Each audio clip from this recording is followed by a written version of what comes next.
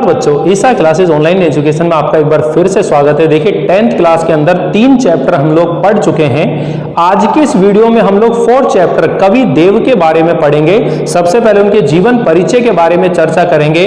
बच्चों, अगर आप लोगों ने चैनल को सब्सक्राइब नहीं किया हुआ है तो एक बार सब्सक्राइब जरूर कर दीजिए ताकि आपको समय पर नोटिफिकेशन मिलते रहें। देखिए हमारा जो उद्देश्य है वो है आपको कंप्लीट कोर्स करवाना, यानी कि हिंदी व्याकरण और हिंदी की जो पाठ्य पुस्तक है, चाहे आप 9th क्लास के स्टूडेंट हो, 10th क्लास के स्टूडेंट हो, 11th के हो, 12th के हो या फिर कंपटीशन की तैयारी कर रहे हो, यहां इस चैनल पर आपको हर तरह की तैयारी करने का अवसर मिलेगा। इसलिए हमारे साथ जुड़ने के लिए एक ही माध्यम है कि आप लोग चैनल को सब्सक्राइब जरूर कर दीजिए। तो चलिए सबसे पहले हम लोग देखते हैं कवि देव का जीवन परिचय या उसके साहित्यिक परिचय के बारे में बात करते हैं। देखिए मैंने आप लोगों को बच्चों एक चीज बताई थी कि हिंदी साहित्य के 4 काल होते हैं। कितने काल होते हैं? 4 काल होते हैं, जिसमें एक आदि काल होता है, दूसरा भक्ति काल होता है, तीसरा रीति काल होता है, चौथा जो होता है आधुनिक काल होता है। तो अब तक के हमने जो राइटर यानी कि जो कवि पढ़े हैं, आपने चाहे तुलसीदास जी के बारे में पढ़ा है, सूरदास जी के बारे में पढ़ा है या कबीरदास जी के बारे में पढ़ा है, ये जो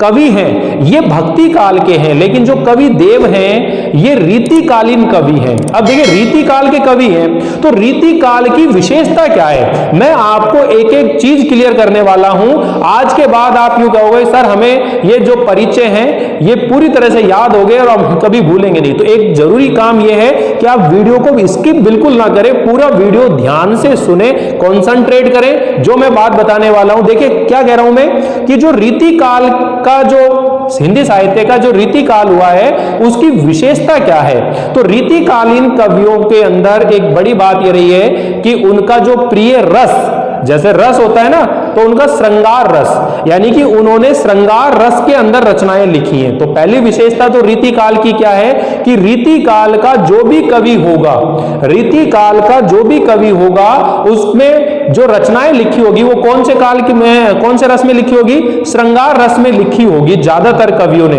उसमें एक कवि भूषण है जिसने वीर रस में भी कविताओं को लिखा है, लेकिन हम लोग रीति काल का जो प्रिय रस माने एक तरह से तो श्रृंगार रस है। दूसरी विशेषता क्या है कि रीति काल के जो कवि हैं वो किसी ना किसी राजा के आश्रय में जरूर रहे होंगे, यानी कि रीति काल का जो काव्य है वो केवल एक दरबारी काव्य था, दरबार तक सीमित था। भाई जैसे कोई कहानी है, कोई नाटक है, कोई कविता है, लिखते हैं तो वो तो आम लोगों के लिए भी होनी चाहिए। लेकिन रीति काल के अंदर क्या हो रहा था कि रीति काल के अंदर रचनाएं ना लिख करके बल्कि रचनाओं को कैसे लिखा जाता है, मतलब साहित्य ना लिखकर साहित्य कैसे लिखा जाता है, इसके लक्षण ग्रंथ लिखे जा रहे थे। और वो किसी ना किसी राजा के आश्रय में रहते थे और जिस राजा के आश्रय में रहते थे वे अपनी रचनाओं में, अपनी कविताओं में उसी राजा की प्रशंसा करते थे या उन्हीं के चरित्र का या उनकी जो भी उपलब्धियां होती हैं उन्हीं का वो क्या करते थे, वर्णन करते थे।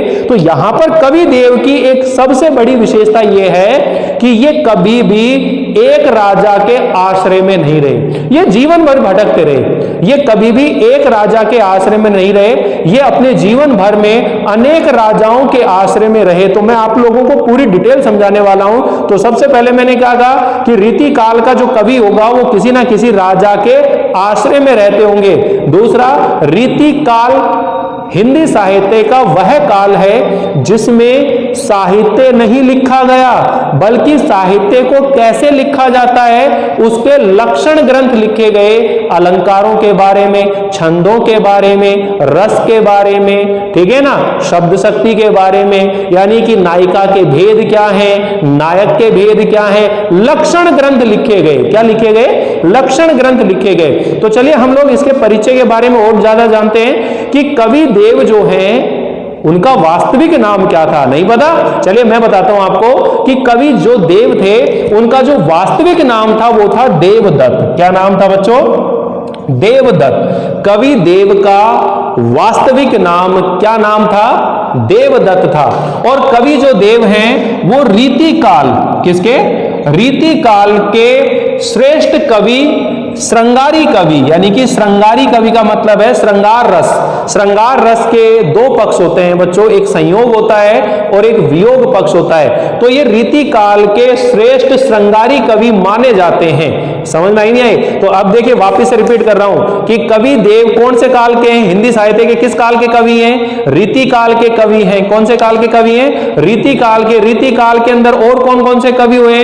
और भी बहुत सारे कवि हुए, कवि भूषण, कवि बिहारी, जो आप 12th के अंदर पढ़ेंगे, ठीक है। कृपाराम खिड़िया, जो आपका 5th चैप्टर है, वो भी रीति काल के कवि हैं। तो रीति काल के कवि हैं। हिंदी साहित्य के कौन से काल के कवि हैं? रीति काल के कवि हैं। और इनका जो पूरा नाम है या वास्तविक नाम है वो क्या है? देवदत्त, लेकिन इन्हें देव कहकर के संबोधित किया जाता है। अब हम बात करें बच्चों इनका जन्म कब हुआ? इनका जन्म कब हुआ?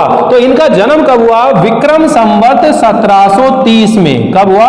विक्रम संवत 1730। और अगर सन की बात करें तो 1673 ईस्वी में। अब सर ये क्या नई चीज ले आया आप लोग? एक तरफ कह रहे हो 1730 और एक तरफ कह रहे हो 1673, ये दो तारीख आ गई। इन दोनों तारीखों का मतलब क्या है? तो देखिए मैंने आप लोगों को पहले बताया था, एक विक्रम संवत होता है और एक आपका ईस्वी सन होता है। इन दोनों में अंतर क्या है सर? इन दोनों में इस चीज का अंतर है कि जो विक्रम संवत है उससे जो हमारा ये अंग्रेजी महीने जनवरी फरवरी वाला जो समय जिसको ईस्वी समय बोलते हैं, ये 57 साल पीछे चल रहा है एक तरह से, ठीक है ना। अगर हम बात करें कि आज 2020 चल रहा है और मैं आपसे कहूं कि इस समय विक्रम संवत कौन सा चल रहा है, तो आप 2020 में 57 प्लस कर दीजिए, 57 जो है उसमें प्लस कर दीजिए, तो आपको पता लग जाएगा कि जैसे मान लीजिए मैं कह रहा हूं कि 2020 है, अब इसमें 57 ऐड करने हैं। तो देखिए 0 7 के साथ जोड़ेंगे 7 और 2 और 5 कितने होते हैं? 7 और 2077, यानी कि 2077 विक्रम संवत चल रहा है आज के टाइम में। अगर हम देखें तो कुल मिलाकर बात यह है कि अगर आपको विक्रम संवत में से अगर ईस्वी सन निकालना हो तो 57 माइनस करते हैं, और ईस्वी सन में अगर आपको विक्रम संवत निकालना होता है तो 57 प्लस करते हैं। तो कुल मिलाकर 57 साल का अंतर है। इसलिए विक्रम संवत क्या है? 1730, और 1730 में जब ईस्वी सन निकालेंगे तो इसमें 57 माइनस कर दो। 57 माइनस कर दोगे तो क्या बच जाएगा आपका? 1673 ईस्वी। तो कुल मिलाकर वापिस सुनिए बच्चों, मैंने आपको ये जो बात बताई है विक्रम संवत और ईस्वी सन की, सीख गए ना आप लोग कि दो तरह के सन होते हैं, एक विक्रम संवत होता है और एक क्या होता है? ईस्वी सन होता है। तो यहां पर देखिए 1730 विक्रम संवत, 1673 ईस्वी में उत्तर प्रदेश के अंदर एक इटावा जिला है। उत्तर प्रदेश के अंदर कौन सा है? इटावा जिला है। उसके अंदर धौंसरिया ब्राह्मण परिवार में, कौन सा? धौंसरिया ब्राह्मण परिवार में इनका जन्म हुआ, ठीक है। तो आप लोग ये ध्यान रखिएगा, ये दोनों तारीख याद करने की जरूरत नहीं है, इनमें एक तारीख याद कर लो। अगर सन याद कर रखा है तो आपने विक्रम संवत निकालना है तो 57 प्लस कर दो। अगर आपने विक्रम संवत निकाल रखा है, याद कर रखा है, और आपको सन याद करना है तो विक्रम संवत में से 57 माइनस कर दो। तो इस तरह से आप लोग इसको बहुत आसानी से सीख जाएंगे। उत्तर प्रदेश के इटावा के अंदर कौन सा परिवार है? धौंसरिया ब्राह्मण परिवार। धौंसरिया ब्राह्मण परिवार में इनका जन्म हुआ। भाई धौंस जमा कर बैठे ना, धौंसरिया परिवार। कवि देव रीति काल के अंदर जितने भी कवि हुए हैं उनमें सबसे प्रमुख कवि माने जाते हैं। कवि बिहारी और कवि भूषण के समान ही कवि देव की भी रचनाएं काफी प्रसिद्ध रही हैं, लेकिन इनका नाम इतना ज्यादा क्यों नहीं रहा है? क्योंकि ये कभी एक राजा के आश्रय में नहीं टिके, एक दरबार में नहीं टिके, ये जीवन भर भटकते रहे, इसलिए इनकी कोई खास पहचान नहीं बन पाई। लेकिन इन्होंने रीति काल के अंदर जितने भी कवि हैं उनमें सबसे ऊपर इनका नाम गिना जाता है कवि देव का। तो आपका जन्म के बारे में बात होगी बच्चों, वापिस से सुनिएगा, बहुत आसानी से सीखने की है। बात आप लोगों को किसी तरह का कंफ्यूजन नहीं करना है कि कवि देव का पूरा नाम, वास्तविक नाम देवदत्त है। कवि देव रीतिकाल के श्रेष्ठ कवि हैं, श्रृंगार रस के श्रेष्ठ कवि माने जाते हैं। जन्म कब हुआ इनका? विक्रम संवत 1730 सन 1673 ईस्वी में उत्तर प्रदेश के इटावा के धोसरिया ब्राह्मण परिवार में इनका जन्म हुआ। इनके पिताजी का नाम क्या है? इनके पिताजी का नाम है पंडित बिहारी लाल। क्या नाम है? पंडित बिहारी लाल इनके पिताजी का नाम था, ठीक है ना। और ये बात कैसे पता लगी कि इनके पिताजी का नाम या इनके जन्म तारीख को लेकर, सन को लेकर के? तो इनके द्वारा लिखी गई एक रचना है भाव विलास। कौन सी रचना है? भाव विलास रचना के अनुसार ये कान्य कुब्ज थे, कान्य कुब्ज ब्राह्मण थे। क्या थे ये? कान्य कुब्ज ब्राह्मण थे और इटावा नगर के पंसारी टोला बल्लालपुरा में रहते थे। पंसारी टोला बल्लालपुरा में रहते थे, इटावा जिले के। समझ में आया ना। तो मैंने आपको पहले बता दिया कि ये इटावा में रहते थे। इटावा में भी कौन सा मोहल्ला था? ये पंसारी टोला बल्लालपुरा, पंसारी टोला बल्लालपुरा के अंदर, इटावा के अंदर, ठीक है। इटावा कहां है? उत्तर प्रदेश में। उत्तर प्रदेश कहां है? भारत में, ठीक है ना। उत्तर प्रदेश के इटावा जिले के पंसारी टोला बल्लालपुरा में इनका जन्म हुआ, वहां ये रहते थे। कवि देव जीवन भर भटकते रहे। मैंने बताया ना आपको कि कवि देव जीवन भर भटकते रहे, कभी भी एक राजा के आश्रय में नहीं रहे। और यही कारण है कि रीतिकाल के और जो कवि हैं उनके अनुसार इनके जो समकालीन कवि कौन कौन हुए? कवि बिहारी जी हुए हैं, कवि भूषण जी हुए हैं। उनके काव्य के साथ अगर इनके काव्य रचनाओं को अगर हम तुलना करें तो इनका काव्य भी उन्हीं का जैसा बहुत श्रेष्ठ है। लेकिन नाम क्यों नहीं हुआ? क्योंकि ये जीवन भर भटकते रहे, एक राजा के आश्रय में नहीं रहे, बल्कि ये अनेक राजाओं के आश्रय में रहे। कौन कौन से राजा हुए थे? एक हुआ है आजम शाह। कौन हुआ है? आजम शाह। एक हुए हैं सीताराम, राजा का नाम है राजा सीताराम। और एक है कुशल सिंह। क्या नाम है? कुशल सिंह। और एक है राजा भोगीलाल, ठीक है। राजा भोगीलाल, आजम शाह, राजा सीताराम, कुशल सिंह और राजा भोगीलाल, इन राजाओं के आश्रय में रहे।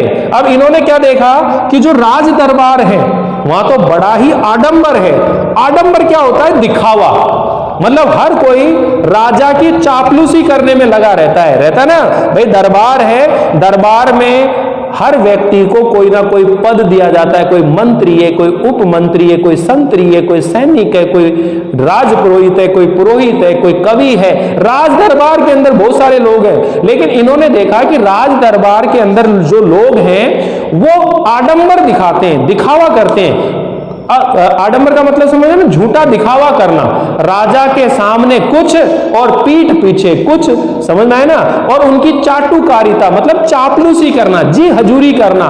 मतलब टैलेंट के बस के बात नहीं है। जो लोग टैलेंटेड होते हैं वो कभी किसी की चापलूसी नहीं करते, बल्कि अपनी स्वाभिमान से अपनी जिंदगी को जीते हैं, ठीक है। लेकिन जिन लोगों के अंदर प्रतिभा नहीं होती है, जिन लोगों के अंदर ज्ञान नहीं होता है, वो अपनी जगह बनाने के लिए क्या करते हैं? चापलूसी करते हैं। तो इन्होंने राज दरबार के अंदर क्या देखा? आडंबर और चाटुकारिता से भरा हुआ जीवन इन्होंने बहुत नजदीक से देखा। और यही कारण है इनको अपने जीवन से वितृष्णा हो गई। इन्हें अपने सांसारिक जीवन से, इस मोह माया से पूरा मन उछट गया, इसी कारण से, ठीक है ना। तो आप ये कह सकते हो कि इन्होंने राज दरबारों का आडंबरपूर्ण और चाटुकारिता से युक्त जो जीवन है बहुत नजदीक से देखा। और यही कारण है इन्हें अपने जीवन से क्या हो गई? वितृष्णा हो गई, मोह भंग हो गया इन्हें अपने जीवन से, ठीक है। और इन्होंने विविध शास्त्रों का ज्ञान प्राप्त किया था। और कवि देव के द्वारा अगर रचित ग्रंथों की संख्या माने, भाई इन्होंने कितने ग्रंथों की रचना करी? तो इन्होंने 52 ग्रंथों की रचना करी। कितने ग्रंथों की रचना करी? 52 ग्रंथों की रचना करी। अब इनमें 52 ग्रंथों की जो रचनाएं करी, उनमें से प्रमुख कौन कौन से हैं? प्रमुख कौन कौन से हैं? देखिए मैं बताता हूं आप लोगों को। प्रमुख है भाव विलास, जिसके अंदर इनके जीवन का परिचय मिलता है। इसी भाव विलास की एक पंक्ति के माध्यम से पता चलता है कि एक कान्य कुब्ज ब्राह्मण थे और इनका जन्म 1730 विक्रम संवत में हुआ है, ठीक है। भाव विलास, रस विलास, कुशल विलास, काव्य रसायन, देव चरित्र, अष्टयाम, सुजान विनोद और प्रेम तरंग, ये इनकी प्रमुख रचनाएं हैं। ये कह सकते हैं ये इनकी ऐसी रचनाएं हैं जो इनकी प्रसिद्धि का आधार बनी हैं। तो आप लोगों को यही रचनाएं याद रखनी, 10th क्लास के अंदर ज्यादा विस्तार से जाने की जरूरत नहीं है। इनका निधन जो है 1824 विक्रम संमत है, 1824 विक्रम संमत। अब आपको सन निकालना है, 57, 57 माइनस कर दो, ये डेट अपना आप निकल जाएगी, कैलकुलेशन करके देखना। तो विक्रम संमत याद कर लो, सन निकालना है, 57 को आप माइनस कर दीजिए तो सन निकल जाता है। तो कुल मिलाकर हम लोगों ने देखे कवि देव के बारे में परिचय लिखना हो एग्जाम में जब आप लिखेंगे तो इसके अंदर जो मोस्ट बातें आपके माइंड में होनी चाहिए। पहली बात, कवि देव का पूरा नाम या वास्तविक नाम क्या है? देवदत्त है, ठीक है, पहली बात। ये हिंदी साहित्य के कौन से काल के कवि हैं? ये हिंदी साहित्य के रीति काल के कवि हैं। कौन से काल के हैं? रीति काल के कवि हैं। कवि देव कभी एक राजा के आश्रय में नहीं रहे, जीवन भर भटकते रहे। ये अनेक राजाओं के आश्रय में रहे। कौन कौन से राजा रहे थे? याद कर लें, आजम शाह, ठीक है, राजा सीताराम, कुशल सिंह, राजा भोगीलाल, ये राजाओं के नाम 4 याद कर ले, ठीक है। इनकी एक रचना है भाव विलास, उसके अनुसार ये कान्य कुब्ज ब्राह्मण थे, ठीक है, और ये इटावा में रहते थे, पंसारी टोला बल्लालपुरा में रहते थे, ठीक है। इनकी प्रमुख 52 रचनाएं हैं। ये राज दरबारों के अंदर जो आडंबरपूर्ण चाटुकारिता से युक्त इन्होंने जीवन बहुत नजदीक से देखा था, इसलिए इन्हें अपने जीवन से वितृष्णा हो गई थी। तो ये आपको बहुत अच्छे से याद हो जाएगा। उम्मीद है इसको 2-4 बार सुनेंगे तो आपको पूरा जीवन परिचय कवि देव का याद हो जाएगा। आप अपनी कॉपी में भी नोट कर सकते हो, वैसे मैं आपको अलग से भी रिटर्न लिखे हुए नोट्स मैं दूंगा जिसे आप देखकर अपनी कॉपी में लिखेंगे। आज देखिए हम ये जो कवि देव है यहां पर इसके 2 सवैये।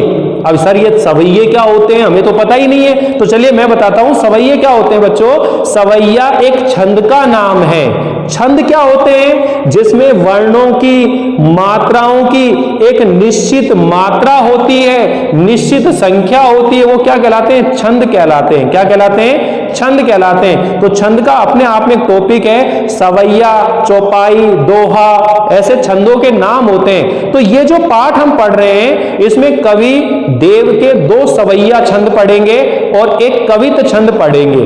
2 सवैया छंद पढ़ेंगे और एक कवित छंद पढ़ेंगे। तो जो सवैया छंद हैं उसके अंदर जो पहला सवैया है, पहले सवैये के अंदर उन्होंने भगवान श्री कृष्ण जी को राजसी वेशभूषा के रूप में उसे वर्णित किया है। उसे ब्रज भूमि का, ब्रज प्रदेश का दूल्हा उसे बताया है, कुल दीपक की तरह उसे संबोधित किया है, ठीक है। तो हम लोग इसके पदों का हिंदी अनुवाद करते हैं, व्याख्या करने का पैटर्न भी बताता हूं मैं आप लोगों को। तो एक बार आप लोग इसका स्क्रीनशॉट ले लीजिए, फिर हम लोग आगे इसका अनुवाद पढ़ते हैं। तो बच्चों देखिए अब हम लोग इसमें पहला जो सवैया है उसका हिंदी अनुवाद पढ़ते हैं। यहां पर ये जो पहला सवैया है इसमें भगवान श्री कृष्ण जी के राजसी रूप, सौंदर्य और उसकी वेशभूषा का बहुत ही सुंदर ढंग से चित्रण किया है। कवि देव ने यहाँ पर भगवान जो श्री कृष्ण जी हैं उनके रूप, सौंदर्य और उनकी वेशभूषा का बहुत ही सुंदर ढंग से वर्णन किया गया है। और जब वो ब्रज प्रदेश के अंदर ऐसे सजे धजे लगते हैं तो मतलब वो उस ब्रज प्रदेश के कुल दीपक के समान वो लगते हैं। तो देखिए एक बार अनुवाद पढ़ते हैं इसका। पायनी नूपुर मंजू बजई। पायनी मतलब पैरों में, नुपुर मतलब, नुपुर का मतलब क्या होती है? पाजेब, ठीक है ना, पैरों के अंदर पाजेब। मंजू मतलब सुंदर, मंजू का मतलब क्या है? सुंदर। बजई मतलब बज रही है, यानी कि उनके पैरों के अंदर नुपुर, सुंदर पाजेब, घुंघरू के जो पाजेब है वो बज रही है। कटी, कटी का मतलब होता है कमर, कटी। किंकणी, किंकणी का मतलब होता है करधनी। कमर के ऊपर एक करधनी जो है, करधनी जो है बांधी जाती है, जिसको तगड़ी के रूप में भी अपन बांध देते हैं कमर पे। में धुनी की मधुराई, उसकी मधुर धुन जो है आ रही है। सांवरे अंग, सांवले शरीर पर, अंग का मतलब शरीर पर, सांवले शरीर पर। लसई मतलब शोभित है, सुशोभित है। पट पीत, पीले रंग के पट यानी कि वस्त्र, यानी कि सांवले शरीर पर पीले रंग के जो वस्त्र हैं वो अत्यधिक शोभित हो रहे हैं, सुशोभित हुए हैं। हिये हुल से ही, और हिये मतलब हृदय के ऊपर वनमाला, यानी कि वनमाला का मतलब क्या है कि जंगली फूलों की एक विशेष प्रकार से बनाई हुई जो माला है, जंगली फूलों की एक विशेष प्रकार से बनाई गई जो माला है उन्होंने अपने हृदय पर धारण कर रखी, गले में पहन रखी है, वो भी अत्यधिक शोभित लग रही है, शोभायमान लग रही है। माथे किरीट, और उनके माथे पर क्या है, मुकुट है। बड़े द्रग चंचल, और उनके नेत्र कैसे हैं, बड़े, द्रग का मतलब नेत्र, चंचल, उनके नेत्र बड़े और चंचल हैं। उनके नेत्र कैसे हैं, बड़े और चंचल हैं। मंद हंसी, उनकी मंद मंद मुस्कान है। मुख चंद, मुख चंद का मतलब है यहां रूपक अलंकार है कि उनके मुख रूपी चंद्रमा पर, मुख रूपी चंद्रमा पर उनकी जो मंद हंसी है, मंद हंसी रूपी जो चांदनी है, जोहनाई का मतलब क्या होता है बच्चों, चांदनी, ठीक है ना। क्या मतलब होता है कि उनके मुख रूपी चंद्रमा पर मंद मुस्कान रूपी चांदनी सुशोभित हो रही है, अर्थात उनके मुख पर मधुर मुस्कान शोभित हो रही है, शोभायमान हो रही है। जे जग मंदिर दीपक सुंदर, और वे इस संसार रूपी मंदिर के क्या है, एक सुंदर दीपक है, अर्थात कुल दीपक है। अब देखिए यहां पर जग मंदिर क्या है, जग मंदिर का मतलब है यहां पर ब्रज, ब्रज प्रदेश, ब्रज की जो भूमि है, ब्रज की जो भूमि है, ब्रज भूमि या ब्रज प्रदेश के दीपक सुंदर, सुंदर दीपक यानी कि कुल दीपक हैं। क्या है वो, कुल दीपक हैं, ठीक है ना। और श्री ब्रज दूल्हे देव, और ब्रज के दूल्हे के समान सजे धजे हैं। कवि देव की यह कामना है कि ये भगवान श्री कृष्ण इसी तरह सभी की क्या करें, सहायता करें। सहाई मतलब सहायक। अब एक बार वापिस अनुवाद सुनो, अभी मैंने आपको शाब्दिक अर्थ समझाया है। यहां भगवान श्री कृष्ण जी के रूप सौंदर्य और उनकी वेशभूषा का वर्णन करते हुए कवि देव यहां कहते हैं कि जो भगवान श्री कृष्ण जी हैं उन्होंने पैरों में घुंघरू यानी कि पाजेब की मधुर धुन सुनाई दे रही है, सुंदर बजे हुए हैं, ठीक है। और कमर पर उन्होंने करधनी पहनी हुई है जिसकी मधुर धुन सुनाई दे रही है। फिर हम लोग बात करें कि उनके सांवले शरीर पर पीले रंग के जो वस्त्र हैं वो अत्यधिक शोभायमान हो रहे हैं। उनके हृदय पर वन फूलों की माला अर्थात जंगली फूलों के बनी हुई एक विशेष प्रकार की माला अत्यधिक शोभायमान हो रही है। उनके माथे पर मुकुट है, उनके नेत्र बड़े और चंचल हैं, उनके मुख रूपी चंद्रमा पर मंद मुस्कान रूपी जो चांदनी है वो बिखरी हुई है, अर्थात उनके चेहरे पर मंद मंद मुस्कान बिखर रही है। जे जग मंदिर दीपक सुंदर, और वे इस समय श्री ब्रज के दूल्हे कि जो ब्रज के दूल्हे के समान ऐसे सजे धजे भगवान श्री कृष्ण जी उस ब्रज के दूल्हे के समान लग रहे हैं, मानो विश्व मंदिर, पूरे विश्व रूपी मंदिर के क्या है वो कुल दीपक, एक सुंदर दीपक है। यहां पर जग मंदिर का मतलब है ब्रज भूमि। देखिए मंदिर में जैसे ये पंक्ति पूछी जाएगी, जे जग मंदिर दीपक सुंदर, इस पंक्ति का भाव बताइए। तो मैं आप लोगों को एक एक भाव समझाता हूं पंक्तियों के, कि आपसे पूछा जाएगा कि जे जग मंदिर दीपक सुंदर, इस पंक्ति का भाव बताइए। तो आपने क्या बताना है कि जिस तरह से दीपक मंदिर में जलाते हैं, और मंदिर में जब दीपक जलाते हैं तो दीपक के प्रकाश से मंदिर का जो दृश्य है वो बहुत ही सुंदर लगता है। उसी तरह ब्रज प्रदेश में, ब्रज की भूमि में भगवान श्री कृष्ण जी के होने से वातावरण में, वहां गोपियों में आनंद और उल्लास भरा रहता है। तो भगवान श्री कृष्ण जी उस विश्व मंदिर में, उस ब्रज भूमि के प्रदेश में उसी तरह शोभायमान होते हैं जिस तरह मंदिर में दीपक जलाने से प्रकाश होता है, उसी तरह ब्रज प्रदेश में भगवान श्री कृष्ण जी के होने से आनंद और उल्लास भरा रहता है। और भगवान श्री कृष्ण जी जिस तरह से सजे धजे हुए हैं, सुंदर वस्त्र पहने हुए हैं, मुकुट धारण किया हुआ है, वन फूलों की माला पहनी हुई है, करगनी पहनी हुई है, पैरों में घुंघरू की धुन जो आ रही है। इस तरह सजे धजे भगवान श्री कृष्ण जी जो हैं आज ब्रज के धूले के समान प्रतीत हो रहे हैं, ब्रज के धूले के समान दिखाई दे रहे हैं। देव सहाई, इसका मतलब यह है बच्चों कि कवि देव की यह कामना है कि इसी तरह भगवान श्री कृष्ण जी सभी के सहायक बने रहें, सभी की सहायता करने वाले बने रहें। इस तरह कवि ने यहां पर भगवान श्री कृष्ण जी के सौंदर्य का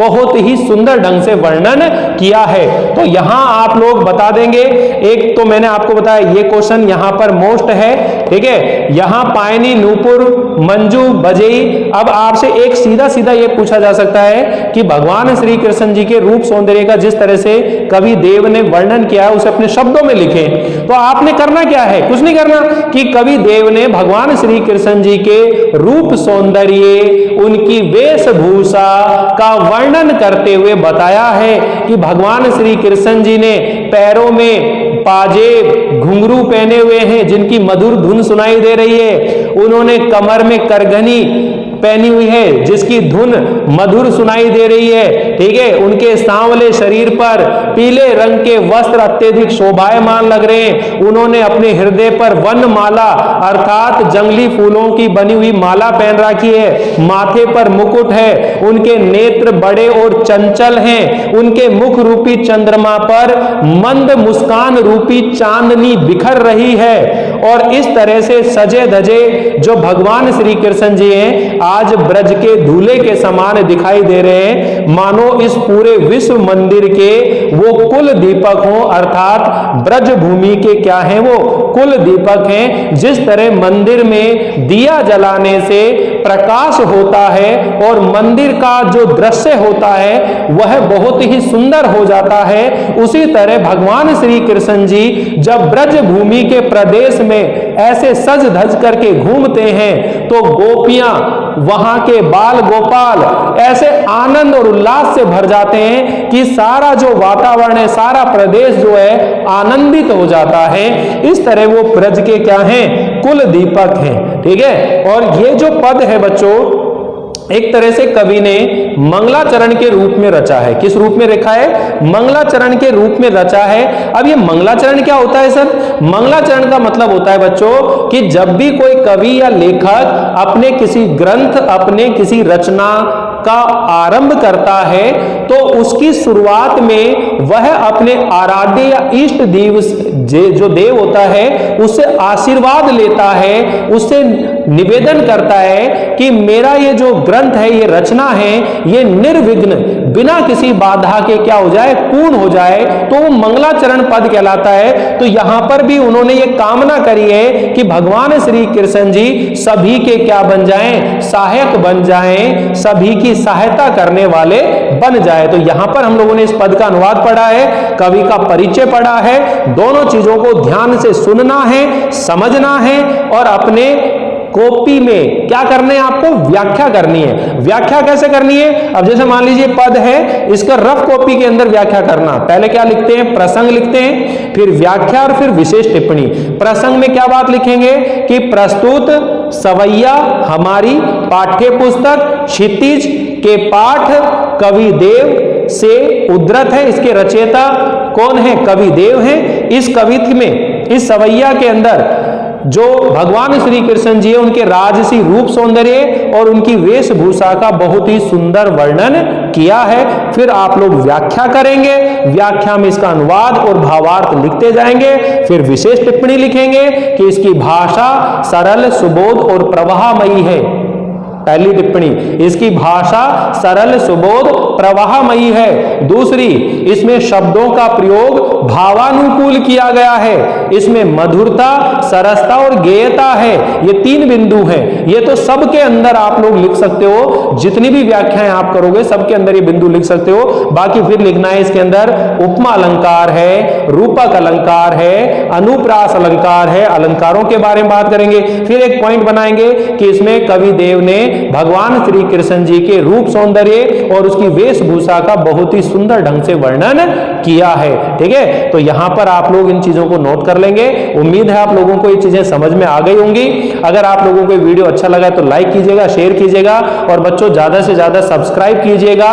एक निवेदन है कि फटाफट इस चैनल के 1000 सब्सक्राइबर आप लोग करवा दीजिए। जितने भी यार दोस्त हैं और भी स्कूलों के आपके फ्रेंड सर्किल में होंगे उनसे बताइए कि यहां पर हिंदी की, संस्कृत की रेगुलर वीडियो मिल रहे हैं, तो आप लोग इसको चैनल को सब्सक्राइब कर लीजिए। आप यहां पर उन सब चीजों की तैयारी कर सकते हैं।